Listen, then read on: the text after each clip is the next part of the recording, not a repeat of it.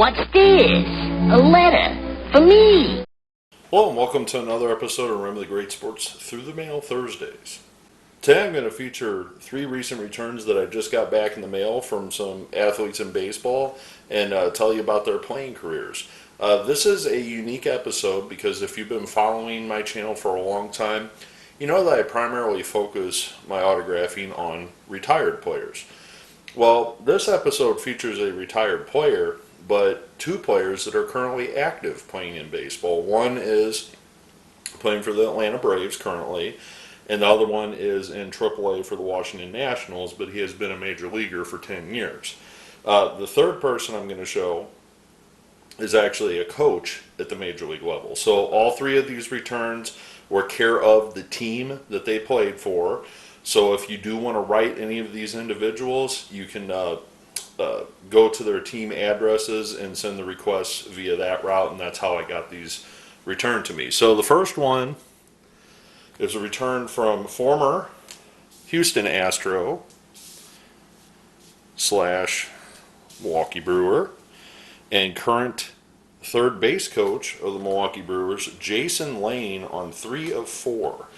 And I want to say that I sent a 4th and he decided to keep it, which is perfectly fine. That's why I included an extra card or 2 in case somebody does want to keep their cards. They are more than welcome to do so, but I'm very happy to add Jason Lane to the collection. And I want to say that I got Jason to sign for me a long time ago when he was a player.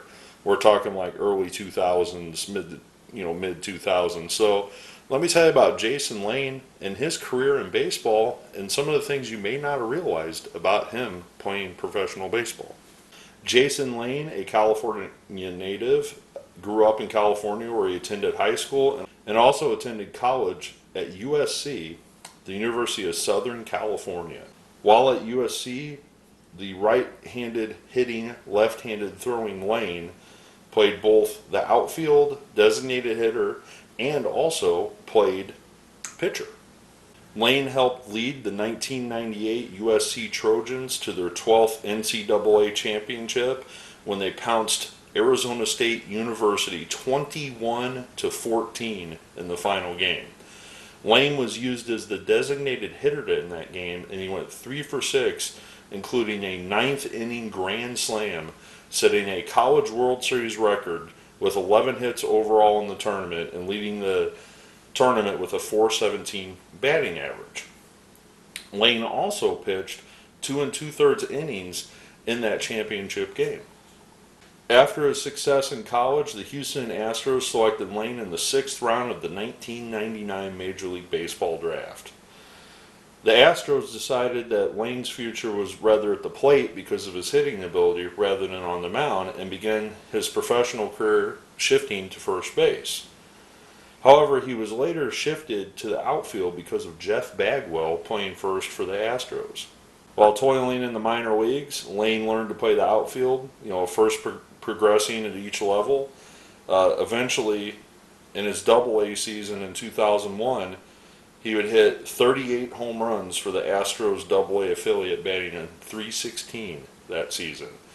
In 2002, he would be promoted to Triple-A, where he would appear in 111 games and hit 15 home runs in Triple-A. Well, the Astros rewarded his superb improvements through the minor league systems by promoting him on May 10th of 2002, where he made his major league debut at 25 years old. He would remain with the club for 44 games that year and would post a solid .290 batting average and hit 4 home runs his rookie season for the Astros. Well, despite this success, the Astros really had limited playing time for him the following year in 2003, where he would spend the bulk of the season, 71 games in AAA, but would put some pretty decent numbers up, hitting .296 his second season in just 18 games in 2003. Well, in 2004, at 27 years old, the Astros made a spot for him in the major leagues, and he manned the outfield for 107 games, where he posted a .272 batting average, but just hit 4 home runs. Well, he would continue to progress in the Astros' future plans, as in 2005, he was basically given one of the outfield spots and he responded, posting a .267 batting average and hitting 26 home runs for the 2005 Houston Astros. Well, the following year in 06, he would come back and appear in 112 games for the Astros. However, his batting average dipped down to around the 200 level, and he posted just 15 home runs prior to the 26th the year before. Well, the next year, he would split his time between three places. He would spend time in AAA for the Astros that year. He would appear in 68 games for the Astros, posting just a .178 batting average. But on September 24th, 2007, his contract would be sold to the San Diego Padres for cash. He would finish out the year in 2007, appearing in 3 games for the Padres. After the 07 season concluded, after those 3 games in the major leagues with the Padres decided not to re-sign him, and he went free agent to the New York Yankees.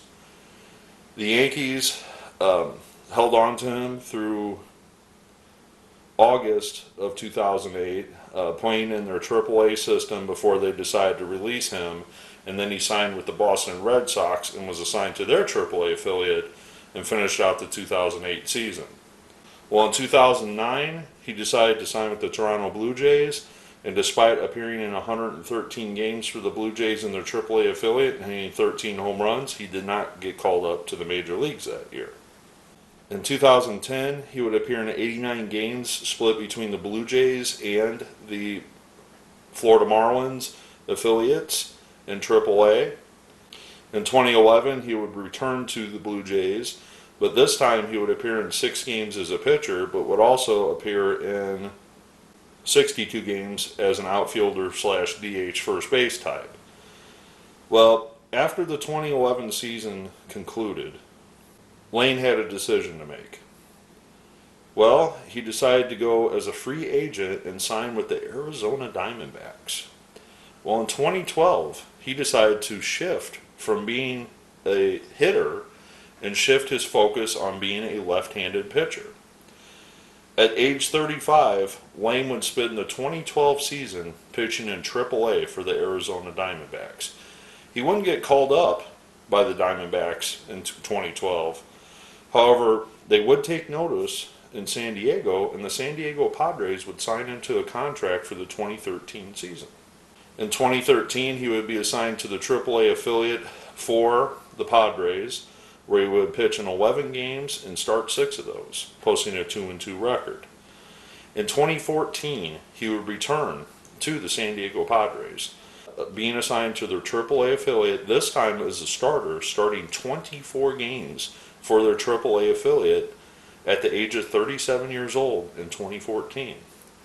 Well, the Padres rewarded him with a call-up that year, and he got to start in the major leagues for the first time in his entire career as a pitcher, but would appear in 3 overall games that year for the Padres as a pitcher out of the bullpen. Obviously, his time would be limited because as a hitter, because this was prior to the universal DH rule, so he would get a few at bats as a hitter as well. And in that year in 2014, not only did he just pitch, but he posted a .362 batting average and hit 12 home runs at the age of 37 for their AAA affiliate. Well, in 2015, the Padres decided to bring him back for another season as a pitcher / hitter. And in 2015, at the age of 38, he would start 28 of 28 games for the Padres AAA affiliate. However, that year, the Padres did not call him up to the major leagues. So, in total, this is crazy. Jason Lane played from 2002 to 2007 as an outfielder, primarily for the Astros, and a season with San Diego. Well, after he converted to be a pitcher, he would only pitch in 3 total games in the major leagues. But get this, his earned run average would just be .87 for his entire career as a pitcher. So it's amazing to see that Lane stuck around for so long in the Padres organization as a pitcher, that he posted some great numbers in the major leagues. However, they didn't give him another shot that following season to see what else he could do, in his last season in the majors. Well, the story continues for Wayne. After he decided to hang up the cleats as both a pitcher and a hitter, he was able to sign on with the Milwaukee Brewers and become a coach. And as of right now, of me shooting this video, Jason Lane is the third base coach for the Milwaukee Brewers. And one of the reasons I wanted to share his story with you is this is one of those two-way players that you just don't remember. Although his action was very limited as a pitcher in the major leagues, we talk about Ohtani and his two-way abilities. There are other guys that dawned on the two-way ability in the history of Major League Baseball, and that's why I really wanted to share his story with you on this channel, so we don't forget the Jason Lanes of this world. I know Ohtani's, the top of the mountain, so to speak, with two-way players, him and Babe Ruth. So very happy to add Jason to the collection, and we'll move on to the next one. All right, this next one I just sent 3 to, and this is a current player, and that is Matt Big City Adams on 2 1/3. And I have these Cardinal cards of him laying around in my collection, and I saw that he was signing through the mail, so I decided to stick him in the mail, and lo and behold, he signed him for me, care of his minor league team. So let me tell you about Matt Big City Adams and his career in baseball. Matt Adams, the 6'3" first baseman, originally was drafted by the St. Louis Cardinals in the 23rd round of the 2009 draft out of Slippery Rock University in Pennsylvania. Adams would immediately be assigned to the Cardinals rookie ball and A-ball affiliate in 2009, where he would appear in 63 games and hit 10 home runs and bat .355 between those two stops. In 2010, he would be promoted to Single A, where he would appear in 121 games, hit 22 home runs, and post a .310 batting average. In 2011, he would be moved up to the Double A affiliate of the Cardinals, where he would continue to progress, where he would hit 32 home runs and post a .300 batting average, earning Texas League Player of the Year honors that season. In 2012, he would move right back up to Memphis in the natural progression, and in 67 games in Memphis, he would crack 18 home runs and post a .329 batting average in 2012. Well, the Cardinals would promote him on May 20th of 2012 and giving him a shot at the Major League club. Now you got to remember, this is the season right after Albert Pujols left. So these are some pretty mighty big shoes to fill after the World Series team and Albert Pujols departing. Well, Adams played to the best of his abilities, posting a .244 batting average and hitting a couple home runs in his limited duty in 2012 in 27 games. Well, in 2013, the Cardinals primarily used him against right-handed pitching, and he responded hitting .284 and hitting 17 home runs in 108 games for the Cardinals that year. Well, in 2014, the job at first base was more or less his, and he batted .288 and posted 15 home runs for the Cardinals that year. In 2015, due to some injuries and such, he would appear in just 60 games for the Cardinals and bat just .240. Well, in 2016, he would bounce back, appearing in 118 games for the Cardinals, batting .249 and hitting 16 home runs. Well, 2017 rolled around, and after 31 games, the St. Louis Cardinals decided to trade Matt Adams to the Atlanta Braves. Adams would finish out the year appearing in 121 games, posting a .239 batting average and hitting 21 home runs between the Cardinals and Braves.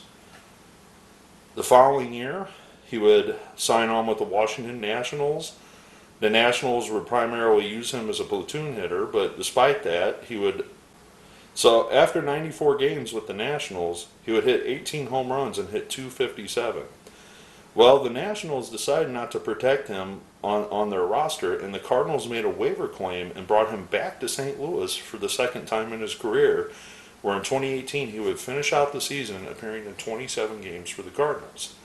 Well, Adams must have liked Washington because in 2019 he re-signed with Washington, and they put him on first base and he appeared in 111 games for the Nationals, this time hitting 20 home runs that season and being part of the World Series winning Washington Nationals. After the season in 2019 ended, after he won his World Series, he would sign as a free agent with the Mets. On July 18th, 2020, the Mets would release him. This is again because of the virus-shortened season. And he would then sign with the Atlanta Braves. And during 2020, he would appear in 16 games for the Braves that year. In 2021, he would then sign with the Colorado Rockies. And he would play in 22 games in the majors for the Rockies and just a couple games in AAA before he was let go from his contract.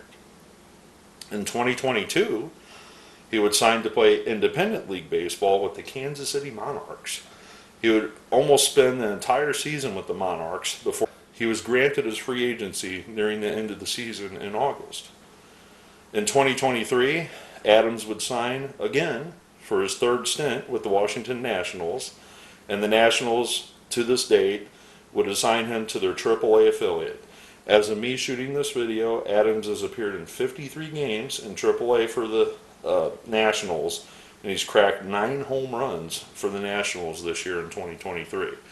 So hopefully Matt will get his shot at his third stint with the Washington Nationals, maybe later during September call-ups, or God forbid somebody gets injured at the major league level. But it's very cool to see Matt Adams still hanging on to that dream of playing in the major leagues. A proven veteran, a proven hitter, left-handed hitter off the bench. I wish Adams the very best. I mean, even if he does not set foot in the major leagues ever again as a player, he still has a 10-year career playing in parts of 10 seasons in the major leagues. So I'm very happy to add Matt Adams to the collection on some old Cardinal cards I had laying around him, and we'll move on to the final return. All right, this last one is postmarked from Atlanta, Georgia, and it is relief specialist Raisel Iglesias on 2 of 2. And these are some really nice Allen and Ginter and what are those called? Gypsy Queens. Typically with Iglesias, he signs 1 or maybe 2. If you send any more than that amount, he usually winds up keeping your cards. So I got lucky. I sent him 2, and he sent 2 back signed. But do be aware that I think he collects his cards. Maybe he gives them, to kids or whatever. But if you do send a whole bunch of cards to him, odds are you're probably only going to get 1 or 2 back. So I stuck with just the 2, and luckily enough, I got him back. So let me tell you about Iglesias and his career in baseball. Iglesias, a Cuban native, played for the Cuban National Series team and the Cuban national team. He appeared for Team Cuba in the 2013 World Baseball Classic and also the 2013 World Port Tournament. In September of 2013, Iglesias attempted to defect from Cuba. He failed in that attempt. However, a couple months later, he was successful and was able to defect from Cuba and establish his residency in Haiti before holding an open tryout in Mexico in December of 2013. On June 27, 2014, Iglesias signed as a minor league free agent with the Cincinnati Reds for a 7-year deal worth $27 million. In spring training of 2015, the Reds evaluated Iglesias as their next starting pitcher. He started the season on the Reds' opening day starting rotation and made his major league debut on April 12th. He had a couple stints on the disabled list, limited to just 18 games, 16 of them as a starter, and his record slipped to just 3-7, but he did have 104 strikeouts. The following season with the Reds, after beginning the season in the rotation, Iglesias was moved to the bullpen.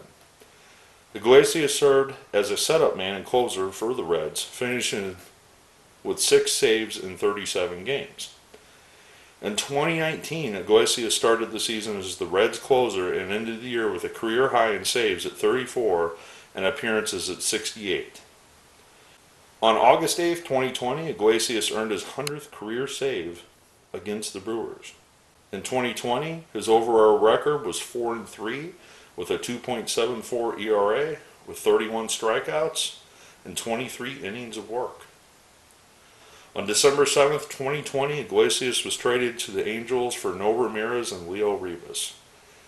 With the Angels, Iglesias was named American League Reliever of the Month in July of 2021. Iglesias finished the 2021 season with a 2.57 ERA, 103 strikeouts, and 34 saves.